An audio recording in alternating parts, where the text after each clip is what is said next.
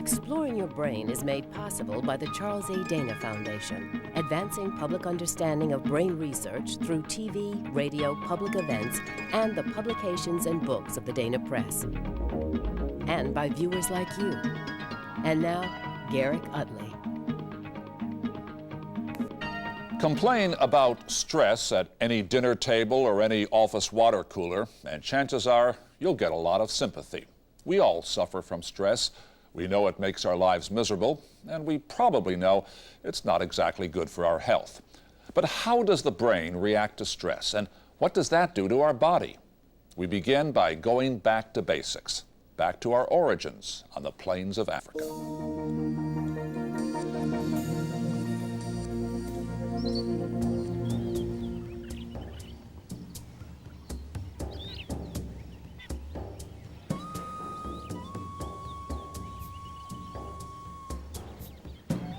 Imagine for a moment that you live on a savanna like this one. The day is warm. The food is plentiful. You're grazing at daybreak.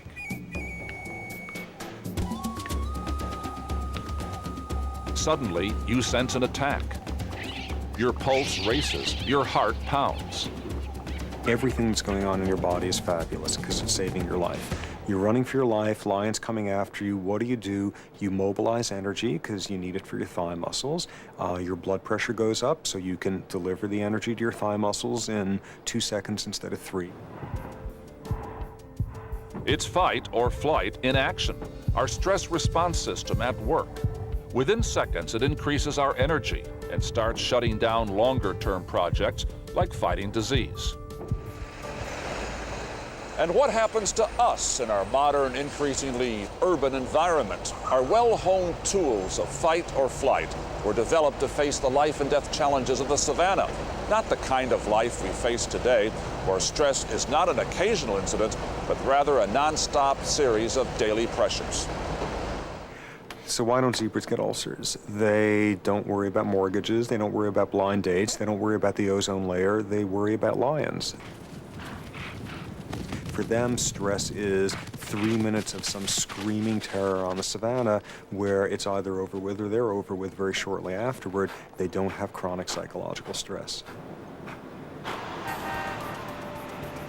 You get us, and suddenly we're smart enough to have invented all sorts of nonsense that is purely psychological, purely social, and our basic punchline as a person is the system didn't evolve for chronic activation, it's evolved for the short-term crisis. Turn it on chronically, and you increase your likelihood of getting sick somewhere along the way.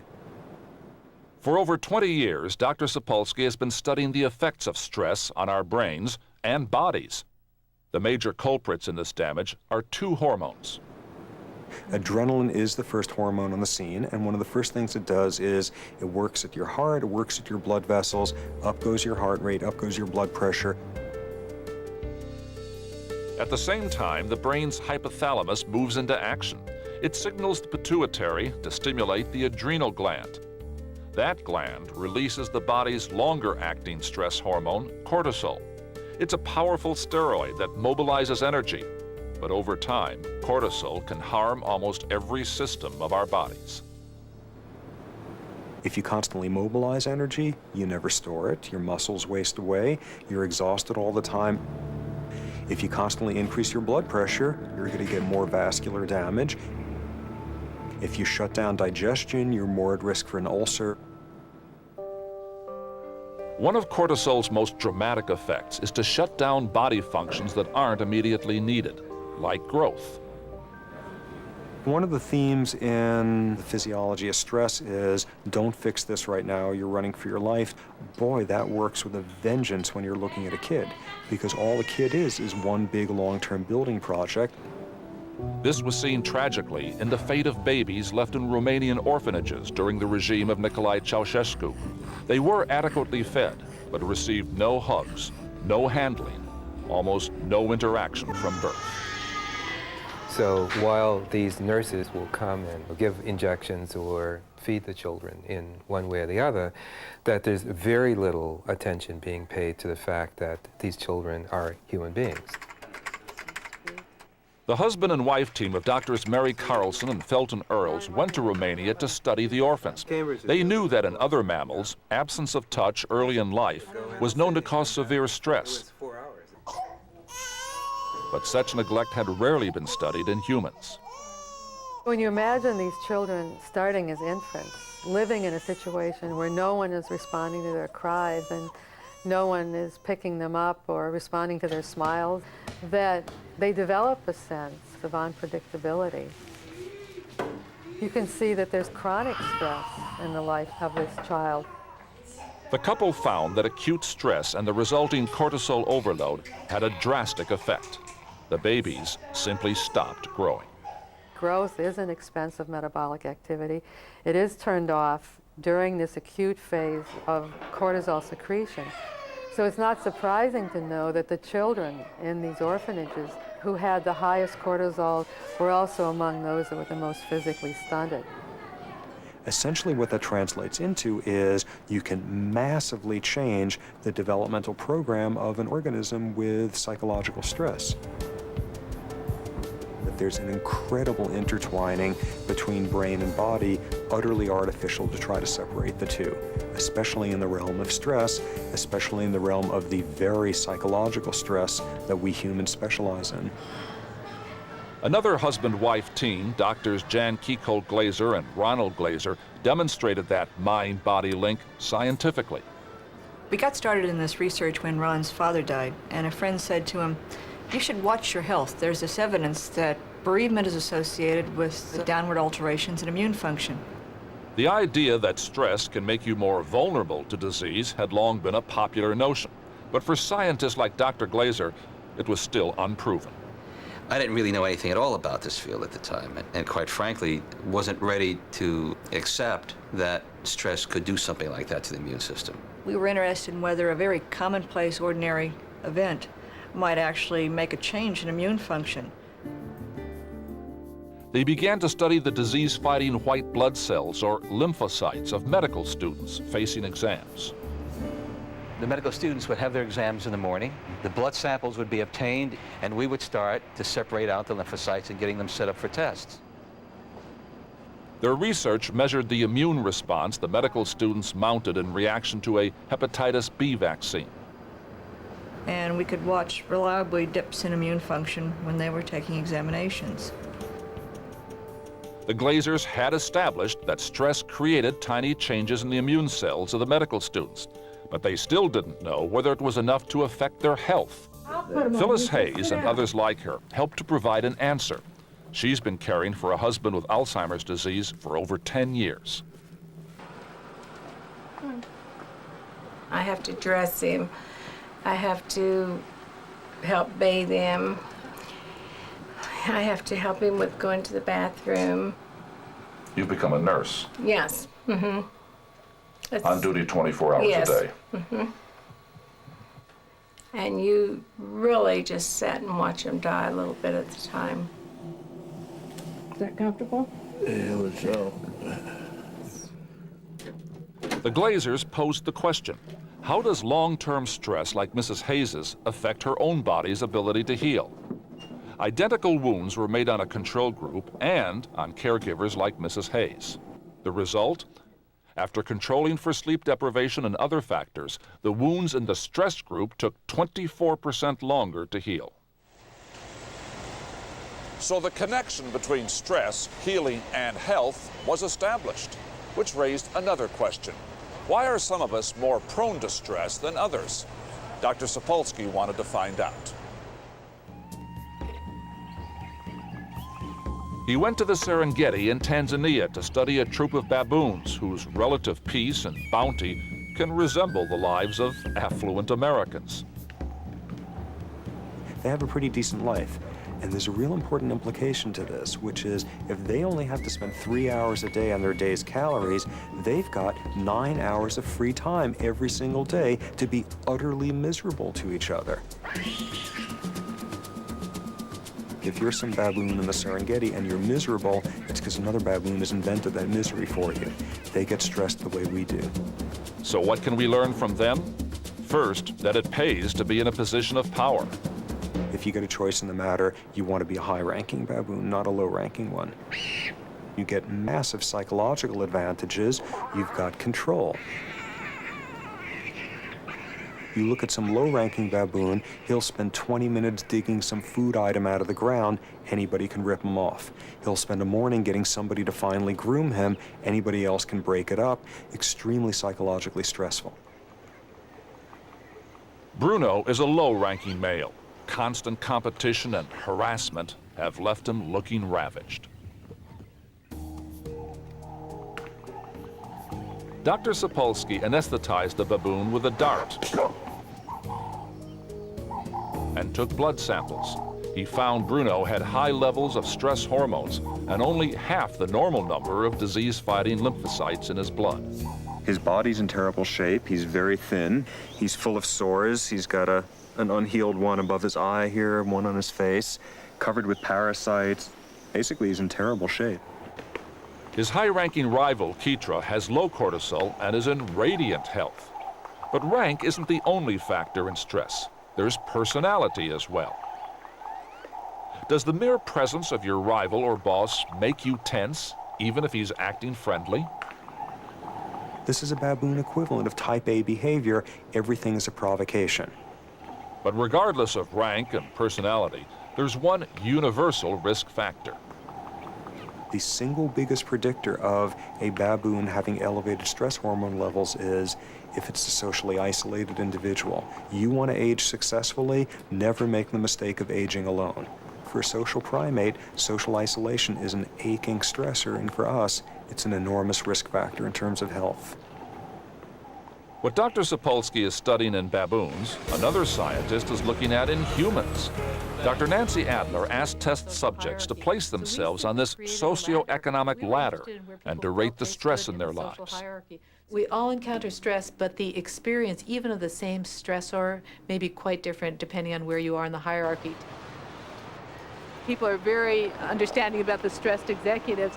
What they don't realize is how different life is at the lower levels. For example, the janitor may come home to a more crowded environment, worried about paying the rent, worried about health care, worried about crime. There isn't a safe haven. Dr. Adler's study is looking at how this chronic stress affects our health. This is the normal response to stress. Your cortisol goes up, it passes, and it returns to baseline. Over a lifetime, the system gets worn down and less resilient. That can make us more prone to illness in a couple of ways. One is a prolonged response. You have the initial response, but you don't return to baseline at all. It stays high. Too much exposure to cortisol puts you at risk for heart disease, which is more common as you go down the socioeconomic ladder. Over time, the system may simply give out, and even though you encounter a stressor, the body mounts a very small or no response at all. Here, the danger is not from excessive cortisol exposure, it's the reverse. Too little cortisol leaves you at greater risk for autoimmune diseases like arthritis and lupus. Understanding the complex bonds that link our mind and body is just beginning, but the field holds considerable promise. If stress can damage our bodies, does reducing stress improve our health? The answers aren't in yet, but researchers like Dr. David Spiegel are finding tantalizing clues. Well, when you're a cancer patient, everything around you is death-like. You go to the clinic and you see death. You look in the mirror and you see death. For almost 15 years, Dr. Spiegel has been working with patients with advanced breast cancer, primarily in group therapy. But you're the only one. Like, I had my 11th chemo today. You can have all the support in the world, but that needle only goes into your arm. No one can be in your shoes. Cancer is a series of stressors. There's the stress of your anxiety about the disease and its progression, your anxiety about the treatment, about your change in social roles and in intimate relationships. So it's a constant repetitive stress task. When he designed his year-long course of therapy, Dr. Spiegel's goal was to provide social support and to restore a sense of control to cancer patients. I thought I was doing everything right in my life, you know, eating right and exercising, and I thought that 50 years, getting to 50 years was guaranteed, and 60 is guaranteed. And, you know, so the biggest thing about this was I can beat 1 and 8 just as easily as anybody else. The antidote for helplessness is not the fantasy of total control over everything. The issue is to face what you have to face and find that aspect of it you can do something about. So, for example, none of us can do anything about the fact that we die, but you can do something about the way you die. Am I in pain, and am I going to have some choices about my health care? That's it. The therapy worked well. The women reported greater well-being. But there was a more newsworthy side effect. 3 years after we thought it was over, all of the controls had died and a third of the treatment group were still alive. This was no cure. Most of the women died of cancer eventually. But the women in therapy lived on average a year and a half longer. And that encouraged Dr. Spiegel to look further. There are animal studies that show that elevated cortisol is associated with more rapid tumor progression. So we thought that it would be interesting to look at the pattern of cortisol activity throughout the day. He found that at similar stages of the disease, patients with abnormal stress hormone patterns tended to die sooner. Dr. Spiegel had identified an intriguing link between stress and the spread of cancer in humans. So should we be doing something special to reduce stress? Dr. Herbert Benson, a former cardiologist, says absolutely. For the past 20 years, he has taught deep relaxation techniques to treat a range of conditions. I was led through a sample session. And now that your body is starting to relax more deeply, focus your attention on your breathing. We established almost 20 years ago that when people evoke the relaxation response for 10 to 20 minutes once or twice a day, that after about a month, it's as if you are taking an alpha and beta blocking drug, which diminishes the influence of the stress hormones on you. And when you're ready, begin to become aware of the pressure of your body against the chair. In studies of relaxation groups like this one, Dr. Benson says visits to doctors for chronic pain decrease by up to 50%. And he says results are similar for a range of other conditions. In a few moments. Still, when it comes to treating disease with our minds, most scientists advise caution. Does stress explain everything? Definitely not. Stress does not explain how your body responds to certain types of diseases. Stress has nothing to do with, as far as we can tell, the onslaught of AIDS. Why is that an important one to hammer in? Because lots of people unfortunately wind up believing that on their deathbed. Ooh, it's my own damn fault. You don't want to feel as if you should have been able to control the uncontrollable. That's not stress management, that's brutality. The bottom line, Dr. Sapolsky says, is that stress is individual, and so is the way you deal with it. Dr. Sapolsky feels most relaxed when he's working hard and making time for a daily soccer game. I love my work, even though it is totally exhausting and virtually all-consuming. At some point, it doesn't count as stress, it counts as stimulation. We have this very basic human mystery, which is whatever it is would ulcerate me to pieces, somebody out there would pay to do as their favorite hobby. But when it comes to stress, it never hurts to look on the bright side. Anybody who studies this discipline just gets amazed any of us are still alive, because everything seems to go wrong with stress, and we should have all keeled over and just collapsed into puddles of stress-related disease, and yet, most of us are doing okay. We don't have particularly stressful lives now. I would settle for a traffic jam any day over dengue fever. We have the luxury now of getting the stress-related diseases. It's wonderful news that we fall apart from stress-related diseases at age 80 instead of going in one night's malarial fever when we're 20 years old. That's definitely an improvement. Good news indeed. It's never been easy to look inside the brain. Just a generation ago, doctors could examine the living brain only during surgery. Today, new imaging devices give us remarkably detailed, moving pictures of the brain in action. It's a technological triumph that's revolutionizing both medical care and the science of the mind.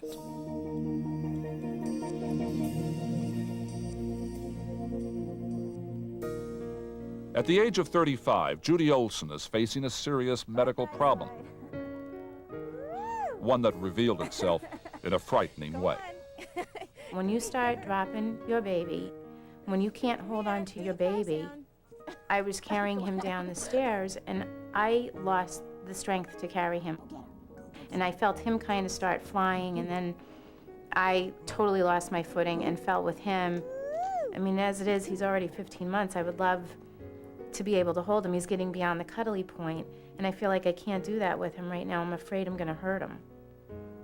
We'll walk over to the car. 3 weeks after her fall, Judy was diagnosed with a tumor, a mass of abnormally growing cells in her brain. Day by day, as the tumor expands, she is losing control over the left side of her body. If there is any good news, it is that medical science has powerful new tools to help her. At Massachusetts General Hospital, doctors will remove as much of Judy's tumor as possible. Brain imaging helped diagnose Judy's illness, and it will be critical in planning her surgery. This technology wasn't even dreamed of when neurosurgeon Reese Cosgrove was in medical school. Only during the operation will Dr. Cosgrove learn if the tumor is benign or malignant. It's been a long journey since Judy's earliest symptoms appeared. Judith has had symptoms which started very subtly several months ago, which she wasn't even aware were real. In retrospect, some of the symptoms that she has were very real indeed. Playing the piano was the one that really clenched it for me. I take a lot of pleasure in it and a lot of pride in it, and I'm thrilled when I can accomplish a piece and make people stand back and think like, wow, how did she ever do that? And I feel like I've completely lost all of that talent right now. Without intervention, the tumor will soon paralyze Judy's left side.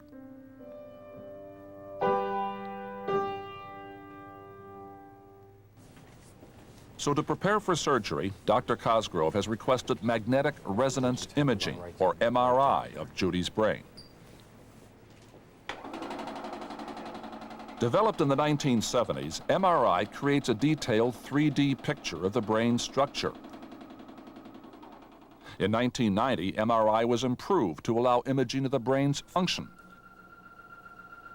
The planning of Judy's surgery depends on pictures of the brain structure and function that will be made during this scan. I spoke with a pioneer in functional brain imaging, Dr. Bruce Rosen. Was there a key breakthrough which really opened up the whole field of imaging? The technology of magnetic resonance imaging, MRI, took a great leap forward with the development of what we call high-speed MR. A typical MRI picture would take maybe 2 minutes to 5 minutes to acquire. With the development of high-speed imaging, we could actually take that same picture in about 1/10 of a second, so that we could literally scan through the entire volume of the brain every second or so. And that allowed us to think of the brain as a dynamic organ and not as something static. A century ago, the X-ray was invented. It was a revolution in medicine, giving doctors an astonishing new view into the body, but it was little use for examining the brain. Starting in the 1970s, computers offered views of the brain with new technologies such as CAT, PET, and MRI. Brain imaging today is developing faster than ever and has become an amazing tool, not just for medicine, but for basic science as well. MIT professor Nancy Kanwisher uses functional MRI to study how we see, how the brain's outer surface, or cortex, processes visual information from the eyes. In your research, what are you finding with this technology that wasn't possible before? Well, we're looking at the structure of visual cortex, and what we find is that little parts of visual cortex, this whole chunk of the brain in the back, little parts are specialized for stunningly specific functions. So the part that I started off looking at, which is right behind my right ear, and we'll see in a little while where yours is, it's very specialized for looking at faces. So right now, mine is going like mad, and right now it's off and on and off and on, just like that. Depending whether you're looking at my face or Any looking to the face. side. If any face that I look at, that little area gets active. Anything that's not a face, it'll turn off. Why are faces special? They're at the center of our lives as social primates. We are intensely attuned to smiles and frowns, and we care about who's who, friend versus foe, collaborator or competitor. Faces are so critical to our lives that a part of our brain is dedicated to seeing them. Dr. Kanwisher invited me for my own scan. Now you want your ears to be folded back. Yeah. Functional MRI uses an intense magnetic field that reveals which parts of the brain are getting more blood or less. More blood flows to brain areas that are working harder. Okay, Garrick, all you need to do is lie there, hold still, real still, and look attentively at the pictures. I watched a series of photographs prepared by Dr. Kanwisher and colleague Kathy O'Craven, and a few hours later, my scan had been analyzed. Nancy, what are we seeing here? What's happening? What I can show you is the part of your brain that responded more strongly when you were looking at faces than when you were looking at anything else. And there it is right there. The yellow stuff. That one little spot, that is your face area. And that is where? Just like mine, it's just behind your right ear, exactly. A tiny dot back there. The actual size of this part of the brain is quite small. Tiny. It's, which is it's what the size of a layman's- frozen pea, roughly. A pea size. Yep. Yep. Now let me show you what it does. Here is its activity over the 5 minutes of the videotape that you looked at. So the peaks are? Yeah, so there's 3 big peaks, and those are the 3 periods when you were looking at faces. The structure of places, rather than faces, is processed by another brain area found by Dr. Kanwisher's team. This brain region helps us not only see the overall shape of a place, but to imagine it, to think about it. We all know about images, things we see and perceive, but what is mental imagery? Right. Well, imagine if I asked you how many windows are there in your living room. You might first imagine in your mind's eye the appearance of your living room so that you can go around and count the number of windows that you see there. And what we found is that the same parts of the brain that are active when you actually see, for example, your house or a face, are also active when you mentally imagine them. And I find that an appealing idea because it shows that all the neural hardware which is devoted to vision can also be used not only in visual perception, but also in visual thinking. Okay, so this shows you the data from an experiment rather like the one I ran you on today. The red is a signal from the face area from one of our subjects, and the blue is a signal from the place area. And in this experiment, I shouted out the name of either a famous person or a famous place, and my subject was asked to imagine it. So what I'd like you to do is look at the data and tell me what was the person thinking. Well, that's Okay. a no-brainer, if I may use the expression, because red obviously is the face, that's the peak here. That's right, that's correct. And here a face, but with less effort, probably. Exactly. Now notice these are single mental events, and you're able to tell just by looking at the MR data coming out of their brain what the content of the person's thought was. So in effect, Nancy, you're able to read a person's brain here. Well, that's right. Now notice it's in a very restricted sense. We can tell not which person they're thinking of or which place, but we can tell whether they're thinking about a person or a place. And I think even that is very impressive. And it shows that the MR data that we can collect from single mental events is enormously powerful. And I think it's going to be an extremely important tool for understanding how the mind works. Because now you can see it. That's right. Developments are coming so quickly, so fast now in your field. Where do we stand in this new world? I liken it in some ways to the early explorers of the New World. When Americo Vespucci first came to America, just outlining the coastline was remarkable. It was clear it was a new world, but it was also clear that there was so much more left to be explored. For Dr. Reese Cosgrove, what must be explored today is Judy Olson's brain. Her MRI scan reveals a tumor the size of a walnut. Cosgrove must decide which images he'll need to guide Judy's surgery. The functional MRI pictures will be critical. Red is where the sense of touch in the left hand is located. The tumor is dark gray.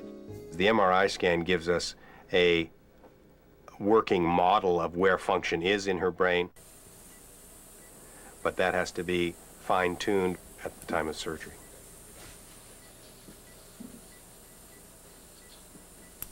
Just a few years ago, Dr. Cosgrove would have been guided by only the crudest of So you can maps. then cut this way and then cut up that way. But thanks to MRI, today he knows the tumor's exact location and shape before making a single incision. But to refine his map, Dr. Cosgrove must stimulate different parts of Judy's brain with a small electric current. Judy must remain conscious during surgery so that Dr. Cosgrove can be sure he won't disturb essential brain functions. And now? Yep. I don't know where that came from. That It was me. definitely pulled up my hand. That was me. So that's right here. During the operation, Dr. Cosgrove can directly view only the patch of brain he's exposed. But brain imagery allows him to see far beyond this small window. As soon as Dr. Cosgrove uncovers the tumor, he sends a sample to a pathologist who's been standing by. The growth appears to be extremely aggressive. A nurse relays the bad news. Dr. Cosgrove tries not to betray his discouragement. He keeps his focus on the procedure, and after 5 hours of work, he is able to remove all visible traces of the tumor. 4 days after surgery, Dr. Cosgrove finds Judy is recovering well. Hey, Judy. How are you? Okay. Yep, that's what we're looking forward to But the next. diagnosis is troubling. Judy has a glioblastoma, a fast-growing cancer that often reappears. Her young age and general good health are assets, but still, she must prepare for a tough struggle. If I have to keep thinking positively, you know, I need to get well for my family and me and my kids and live my life. But you know what? I know that I'll do it because this just, I know this isn't what the big intention for me was. 9 weeks after her operation, Judy Olson completed radiation therapy and no new cancer had been detected. She'd regained a great deal of movement on her left side. Brain imaging, which helped protect critical brain areas during surgery, gave Judy the best possible chance in her fight to survive.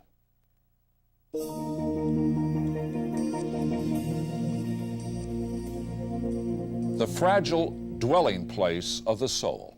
That's what the brain has been called. Fragile indeed. More than 2 million Americans sustain brain injuries every year from falls, competitive sports, car crashes, and gunshots. More than 50,000 die. And for many survivors, life is never the same again. Scientists are now taking up the challenge of trying to heal the broken brain. Head injuries can happen to anyone, but thrill seekers like Randall Chestnut are most at risk. He's always loved extreme sports, skiing, rock climbing, and above all, mountain biking. When you're screaming downhill in a bumpy, muddy course, it's hard to let the daily troubles of the world stay in your mind. It's young adults who sustain brain injuries most frequently. They drive too fast, play too hard, take too many risks. I'm not sure it's the risk that's the appeal of sports that some people would call extreme. I think it's the challenge. But when we met Chestnut at this hospital in Portland, Oregon, it wasn't because he'd injured his head, though he did break his neck once while rock climbing. It's because Dr. Chestnut is director of neurotrauma here and one of the top neurosurgeons in the country. Traumatic brain injury is the leading cause of death in patients between 15 and 45 in the most productive years of their lives. For those who survive, a brain injury can undermine everything that makes us human. Our ability to think, to learn, to remember, and to relate to the people we love. Trauma is something that happens to people who don't deserve it. It comes out of the blue. They took off that day, drive across town, go climbing, go riding, and in a microsecond, out of the blue comes a trauma that changes their life forever. He looks at first like any other dad, teaching his 3-year-old son how to skate. All right, you have to skate over to Daddy. But this father in Greenwich, Connecticut, knows his way around the ice. All right, here we go. It's Pat LaFontaine, who might be the best American-born hockey player ever. He played 14 years in the NHL and scored 468 goals. He'd still be playing now, except for one problem. During his career, Pat sustained at least 6 concussions. You play with injuries, you play sick, but it's kind of a ritual of a hockey player that you don't complain. You know, you're there and play and overcome the adversity and the injuries and just push through it. But then came a concussion that even Pat couldn't ignore. I remember trying to make a drop pass to one of my teammates who was cutting behind me, and just at the last second I looked up and that was it. It wasn't until later that I found out that the player who hit me was 6'6", 235, and the only part of my body that was hit was my head. And I had lost my helmet, my forehead had slapped off the ice. Sports are a major cause of brain injury from youth leagues up to the pros. Studies show that every year, 7 to 10% of all football players sustain a concussion. Most of us think a concussion means being knocked unconscious, but neurologists define it much more broadly as any change in mental status resulting from trauma. James Kelly is a nationally recognized neurologist who has helped Pat LaFontaine and many other athletes. The players commonly will withhold information about the symptoms they're having in order to get back at it. I even know of one young high school football player who died after having told a teammate, "Don't tell the coach that I have a headache and I feel like I'm going to throw up." And in the second half of that football game, he died. After his concussion, LaFontaine tried to soldier on. He played 6 more games, but his symptoms soon got worse. I couldn't sleep. I started getting headaches, migraine headaches, and I became very symptomatic. I was wiped out physically. I was emotional, I was depressed, and total personality change. How was this being manifested, felt in the family?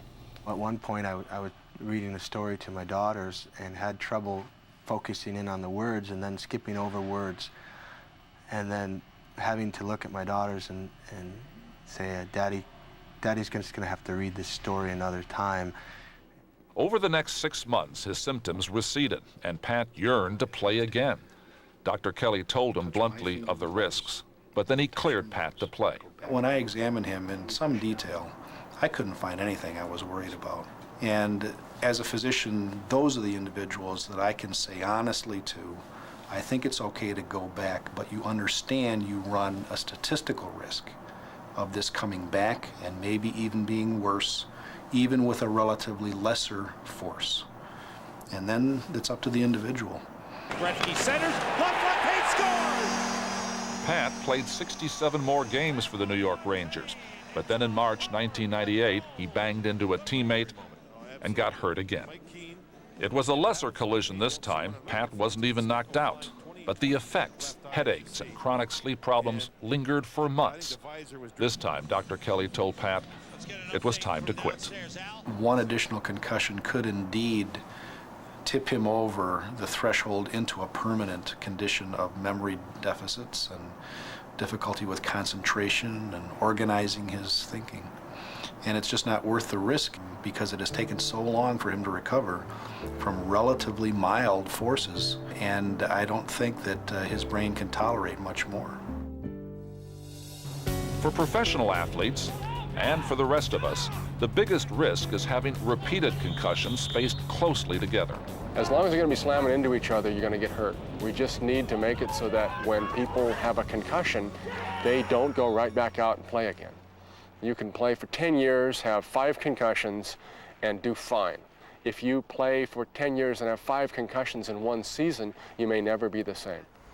You want to go on the swing set? Pat feels fine now, but Dr. Kelly says we need to take concussions much more seriously. And so we are advocating that at least some form of standardized mental status or neuropsychological testing be performed in athletes before their return to play. It's simply not enough to ask them, how do you feel, and how many fingers. Instead, after every concussion, we should be testing the ability to absorb new information.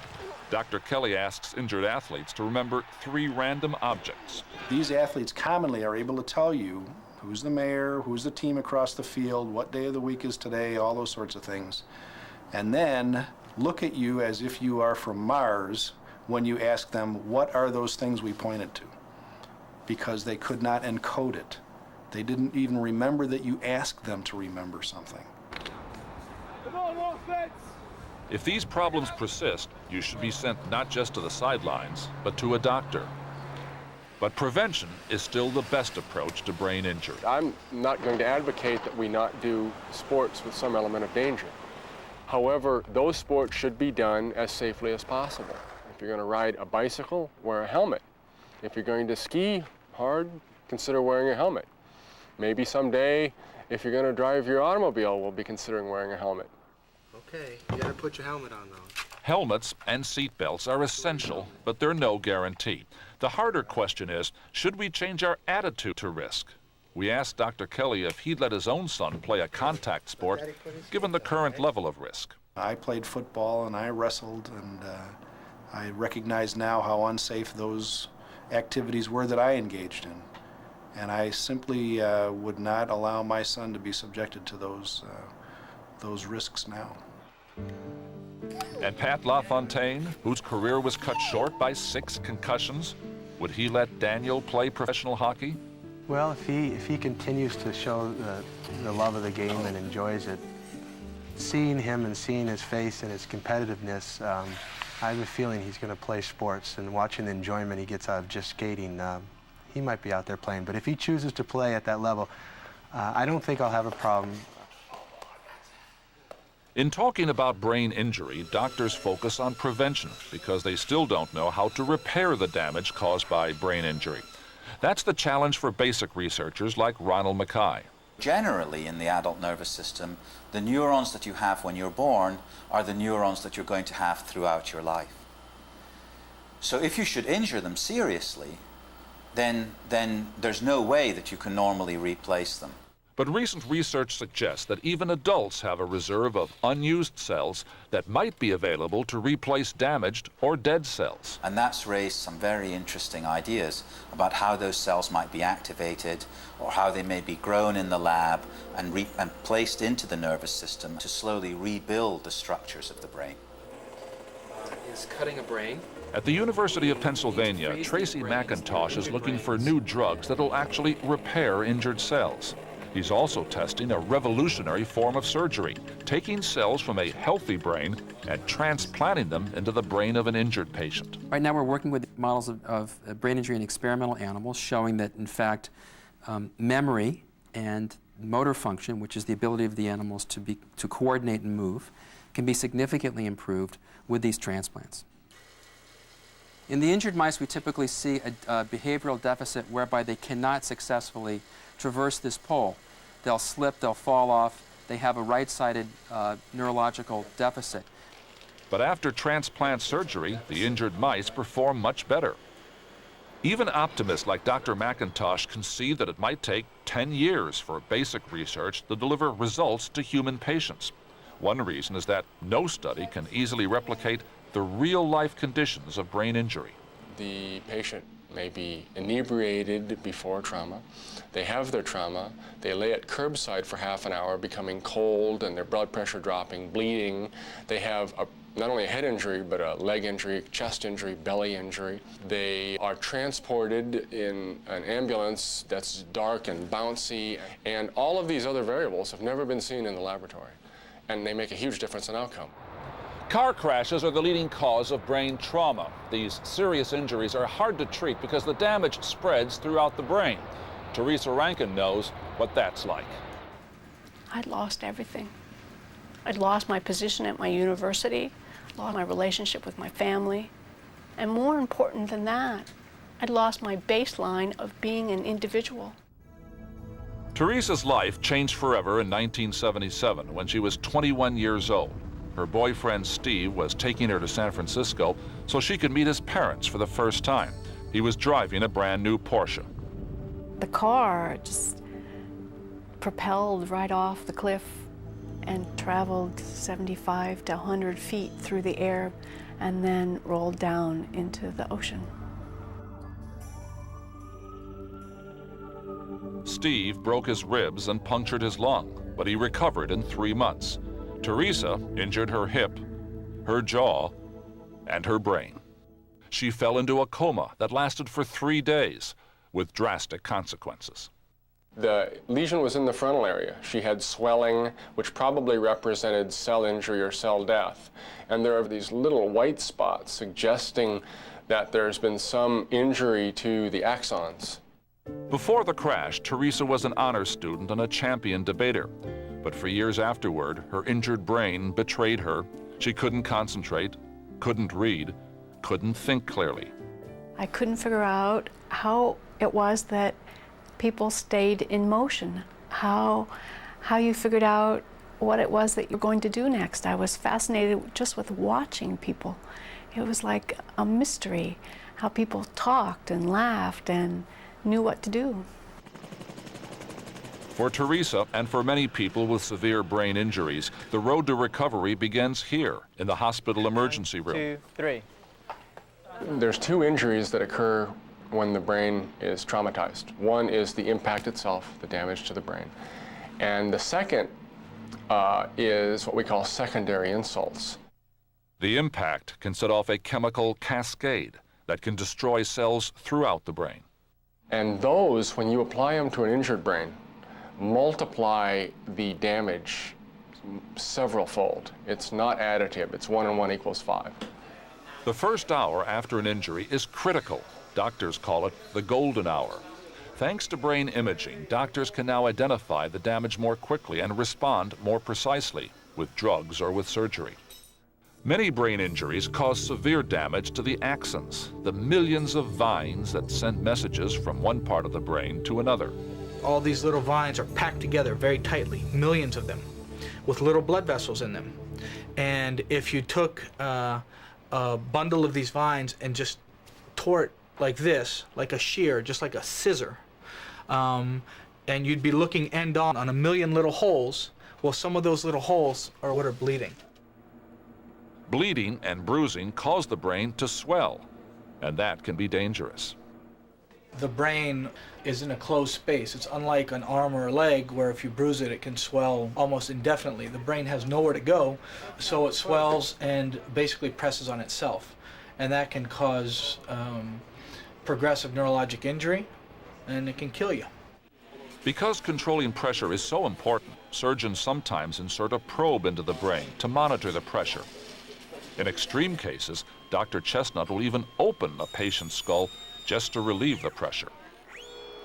With improvements in critical care, we've gotten better at arresting the damage to the brain.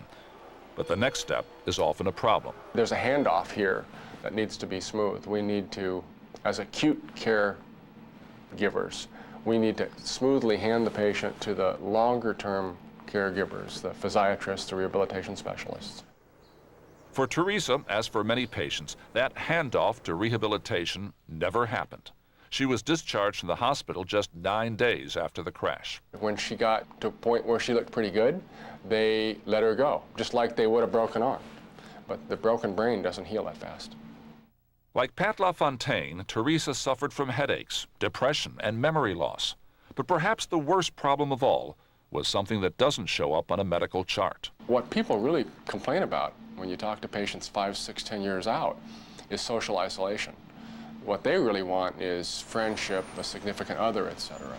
And social interactions are so delicate and so multifaceted that these deficits can take a person who should be fully functional and make them into a social isolate.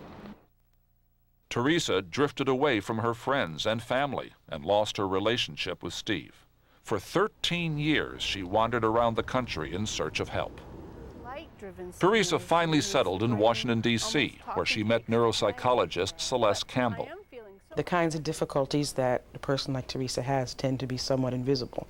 She can walk, she can talk, she can, put ideas together in a conversation. So it's hard to convince people that she's still having difficulty. And it's very hard for her to maintain the level of cognitive functioning that she would need to maintain a job. Dr. Campbell has given Teresa the chance to use voice-activated software and other special tools. And she has helped Teresa to compensate for some of her cognitive problems. A lot of what the rehabilitation process is doing is waking up some of the other pathways in your brain, finding different ways for you to do what you used to do. But what about new paths for treating brain trauma? Teresa participates in a research program funded by the National Institutes of Health. She's being treated with neurotherapy, a kind of EEG or brainwave biofeedback. It's designed to stimulate brain activity and promote more fluid thinking. When Teresa came in, she had very little energy. Her speech was very, very slow. And I felt as if I could hear the gears in her brain working to find the next clump of words. You'll remember your old friends here, the glasses. When you put those on. We don't know yet how neurotherapy works or even if it works reliably. The premise is that when a person's brain is injured, millions of connections are disturbed and the brain slows down. We put a sensor somewhere on the head that's picking up the signal, reading the brainwave signal into the computer, which is studying the activity of the brainwave. And then a signal is sent back to the glasses. So there's a matching between the brainwave of the individual being treated and the feedback that goes in. And the brain likes this rhythmic input. Dr. Esty emphasizes that this treatment is still experimental. All the blocks are identical. It'll take much more testing to determine whether neurotherapy is safe and effective. But so far, Teresa's gotten much better at solving problems and speaking fluently. Here now. These days, Teresa devotes most of her time to helping other survivors of brain injury. This is the library that really serves as my strategy room for all of the work that I'm involved with, the Centers for Disease Control and the National Institute of Health. It looks an awful lot like a kitchen. Well, it would be, except that Teresa still needs a lot of support, from employment counseling to psychotherapy. She still can't work full-time. But 20 years after the crash, she is slowly creating a new life for herself. It's like my brain is no longer pushed up against the bony structures inside my skull, so that looking and listening and walking and having a conversation is no longer bone on bone or rock against rock, but more like watching a stream flow. What people don't really fully acknowledge is that the brain is truly the organ of the psyche, and that the things we think, the things we feel, not just memory and concentration and all those sorts of cognitive functions, but the true core parts of us, who we are, emanates from the brain. And injury to the brain changes who we are. If the brain is who we are, we're now learning a lot about ourselves, and with remarkable speed. Thanks to brain imaging, gene mapping, and other dramatic advances, we're beginning to learn how the brain works, why it breaks down, and how we can heal it. The brain remains the ultimate mystery, but brain research is revealing some of its most compelling secrets and offering hope to people in need. I'm Garrick Utley. For more information about brain injury, please call the Brain Injury Association Family Helpline at 1-800-444-6443.